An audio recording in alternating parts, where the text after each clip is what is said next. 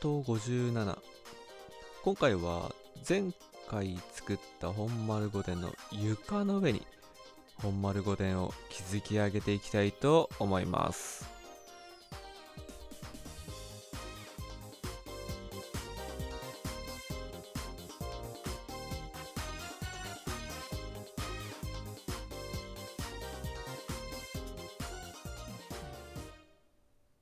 板張りの上に畳をイメージして緑のカーペットを引いていきたいと思います。本丸御殿は畳が引かれている場所と引かれてない場所があります。というわけで今回はまず畳が引かれている場所にこの緑のカーペットをね引いていきたいと思います。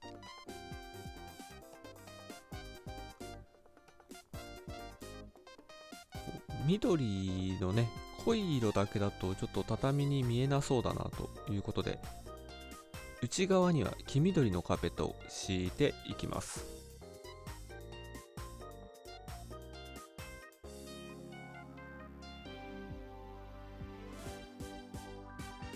畳が入ると綺麗ですね。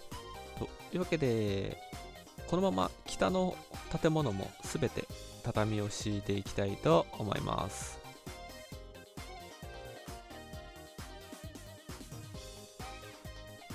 この大きい部屋は大広間ですね。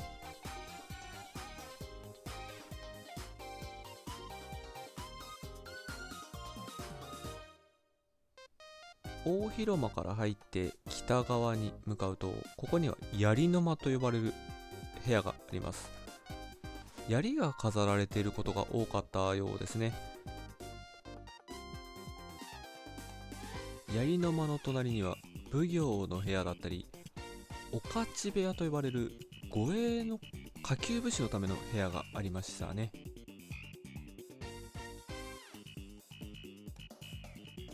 本丸御殿の北側は城主のプライベート空間でした。というわけでこちら側もね畳を敷いていきたいと思います。納戸と呼ばれる場所にも畳が敷いてあるんですよね。というわけで畳を敷いていきましょう。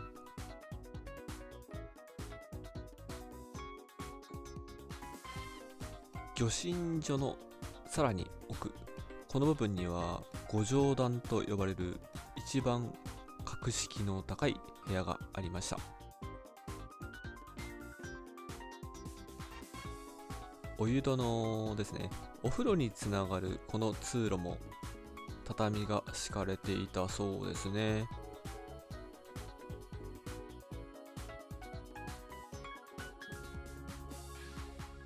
本丸御殿の北と南の真ん中の部分、両方をつなぐような場所に位置するこの場所が壁書きの間であったり壁書の間と呼ばれる公的な文書を作る部屋だったそうですね。畳があったと思われる場所は全て敷き終わりました。雰囲気変わりますね。というわけでこの南西部分に位置する大書院から作っていきたいと思います。まずは壁ですね。壁の部分から作っていきましょう。この大書院は主に接客に使われていたお部屋になりますね。大書院にあった床の間を作っていきます。まずは壁からですね。全体を白壁にしていきたいと思います。この一段上がっている場所を床蒲地と呼びますね。右側の部分には市街棚を作っていきます。棚と床の間には床柱を立てていきます。床と棚が出来上がったので床の間の天井を作っていきたいと思います。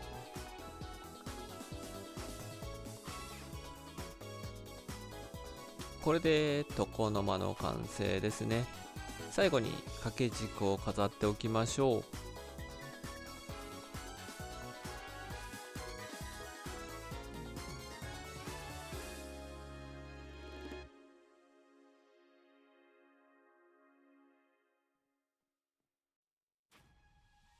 大書院を完成させていきましょう。この書院という名前なんですが、もともとは書斎のある居間を指していたそうですね。この書院がある建築様式を書院造りと呼びます。安土桃山時代ぐらいからですかね、主流になってきた建築様式で、それまでは貴族の住まいであった神殿造りと呼ばれる建築様式でした。この戦国時代、武士がね支配階級に上り詰めていく過程の中で、武士が使っていた建築様式が主流になっていくというのは時代を表していますよね。天井は合天井と呼ばれる格子状に組んだ木の上に天井板を張る天井を作っていきたいと思います。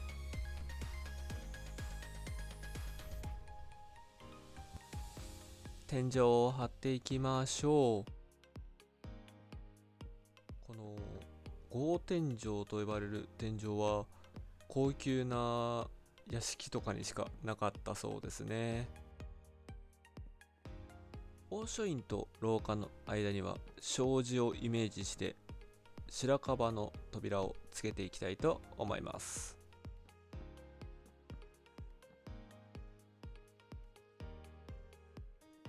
床の間の横にある付け書院にも障子を入れていきましょう。これで大書院の部屋が完成ですね。欄間を作っていきたいと思います。装飾が難しいのでね、樫の木の柵で再現してみました。廊下の外側は板戸をイメージして頭皮の扉で埋めていきたいと思います。この板戸を毎朝すべて開けて、夕方にはすべて閉める作業は結構大変だったんじゃないかなって思いますよね。大書院から続く二の間舞台総茶の間も作っていきたいと思います。まずは柱からですね。柱と壁から作っていきたいと思います。廊下の柱も合わせて作っていきましょう。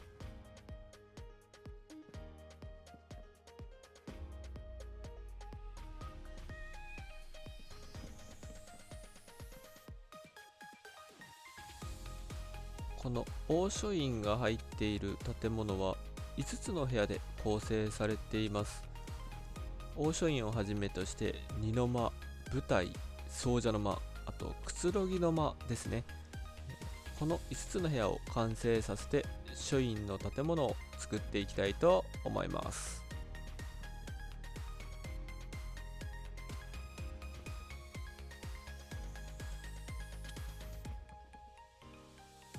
書院の建物ができましたね。というわけで、こちら側広間が入る建物を作る前に、ここの建物、2つの大きな建物をつなぐこの間の場所ですね。ここに鏡の間と呼ばれる部屋があります。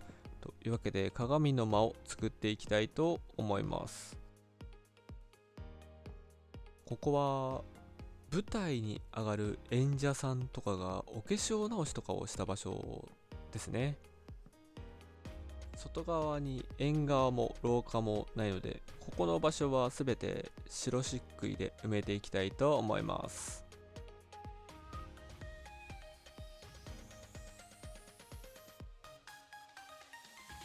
鏡の間に置く鏡を作っていきましょう。白色の旗に空色の染料でグラデーションを入れたいと思います。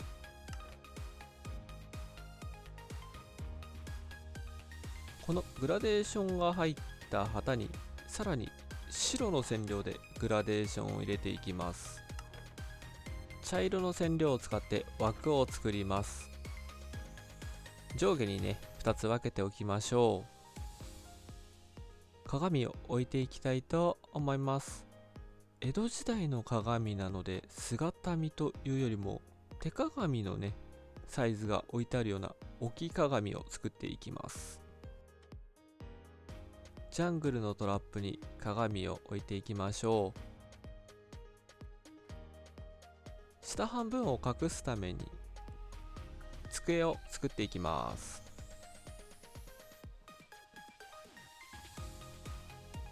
大書院の建物から北につながる場所にも部屋があります。軍用の間ですね。軍用の間も作っていきたいと思います。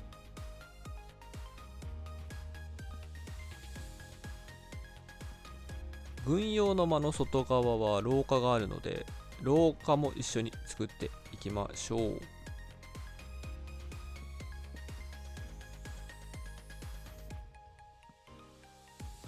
主要の建物とつなぎの建物が出来上がったので、屋根を作っていきたいと思います。和風建築の屋根はまずはたるきからですね。たるきを作っていきましょう。ここの壁は偶数なので、向かい合わせで階段を使っていきたいと思います。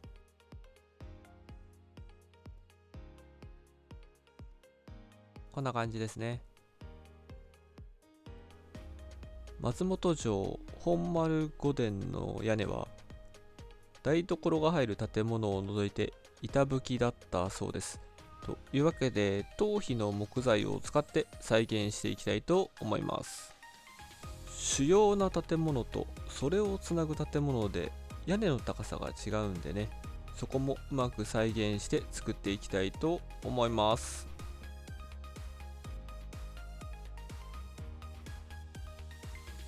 大書院が入る建物の屋根を作っていきたいと思います。まだ屋根の骨組みも作ってないのでね、骨組みを作りつつ屋根を完成させていきたいと思います。屋根の破風の部分には天守と同じように削れ格子を入れていきたいと思います。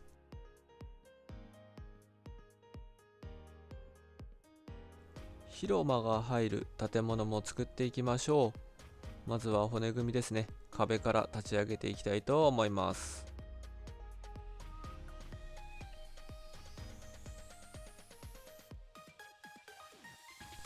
広間と大広間が入るこの建物には五条段と呼ばれる格式の高い部屋もあります。外から見た時に台所が入る建物に次いで大きい建物になりますね。玄関もつながるこの建物はやはり本丸御殿の顔と呼べるような建物ではないでしょうか。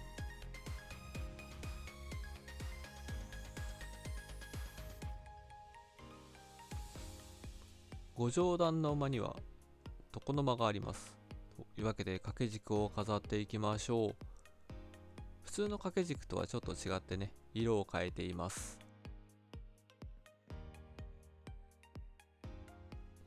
大広間にも掛け軸を飾っていきます。こちらは普通の掛け軸ですね。これで広間が入る建物も完成ですね。玄関を作っていきたいと思います。まずは柱と壁ですね。柱と壁から作っていきましょう。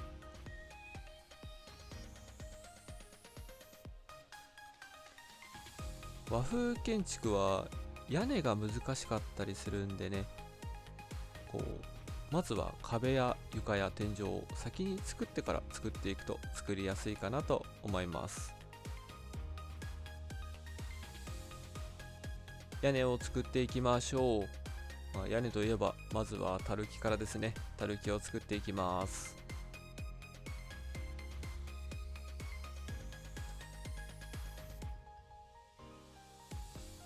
玄関の破風は空破風ですね。空破風の屋根を作っていきます。大天守の5階にある破風も空破風でしたね。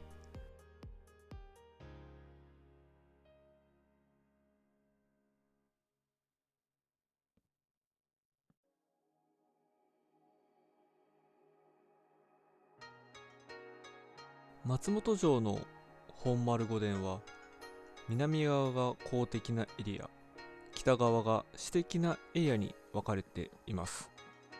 それぞれ主要な建物が2棟ずつありますが、今回はその2つのエリアをつなぐ主要5棟の一つを作っていきたいと思います。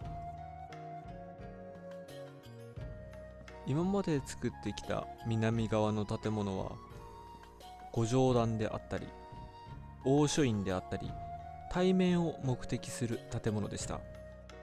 今回作る建物は老中の間であったり奉行の間といった配下の武士が働くような場所になっています。公的な文書を作成する壁書の間、岡部書きの間と言われるような場所もありますし、現代のお役所のようなそんな役割を担っていた場所となっています。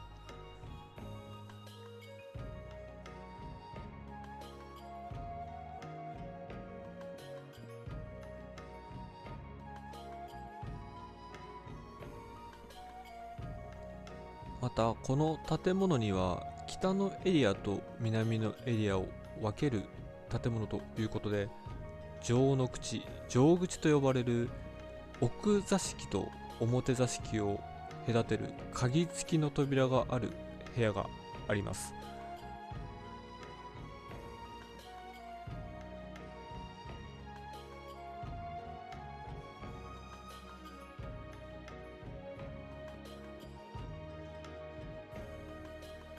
この建物が完成すると表御殿と呼ばれる部分が完成しますね。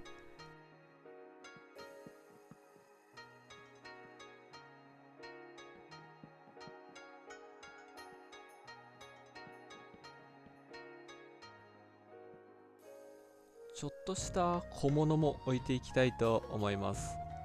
老中の間の裏手ですね。ここには水場があるので、老中が空いた時間に育てている盆栽をね飾る場所を作っていきたいと思います。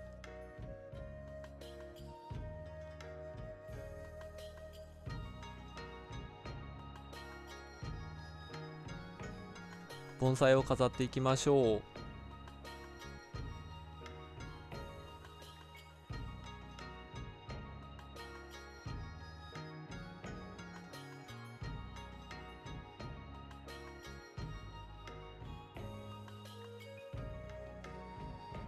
岡部書きの間の隣には老中物書き部屋という部屋があります。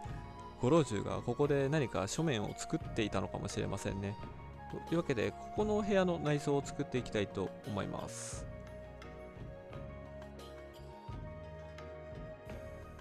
この時代の机は低いんですよね。なのでハーフブロックだけで表現していきたいと思います。また物書き部屋ということでね、やっとこの文様入りの本棚を使うことができますね。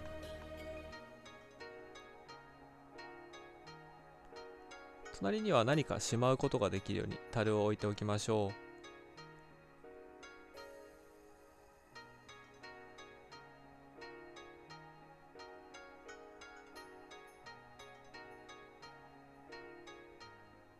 物書き部屋なのでね、書見台を置いて物書きができるようにしておきたいと思います。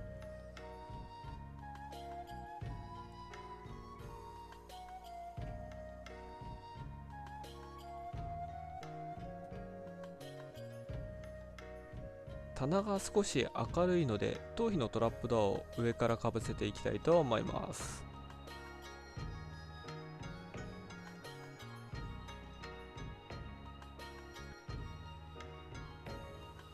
せっかくなんで紙を入れておきましょう。書見台に本を載せて完成ですね。老中物書き部屋の隣には御用人部屋があります。この役所で働く人、そんなイメージですかね。というわけでこの部屋も内装を作っていきたいと思います。当時はおそらく地図が大事なんでしょうということで製図台も置いておきましょう。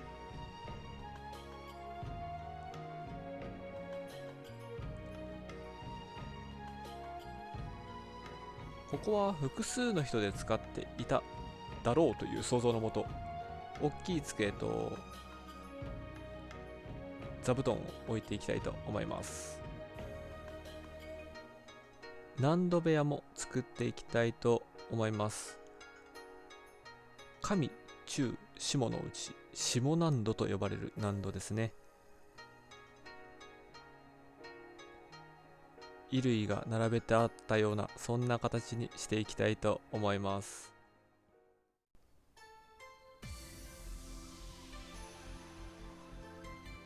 パート57、タイトルは表御殿を作るですかね。いかがだったでしょうか。次回はこの北側に奥御殿と呼ばれる城主の私的な空間をね、建物を作っていきたいと思います。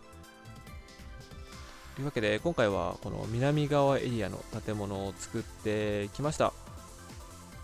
次回の北側のエリアが完成すると本丸御殿もついに完成ですね。というわけでメンバーシップの方々には申し訳ないですが、本丸御殿が完成したらワールドをまた遊んでもらえるようにしたいと思いますので、それまで楽しみにしていただければなと思います。というわけでパート57、表御殿を作る、最後までご視聴ありがとうございました。チャンネル登録、高評価、コメント等いただけると嬉しいです。それではまたお会いしましょう。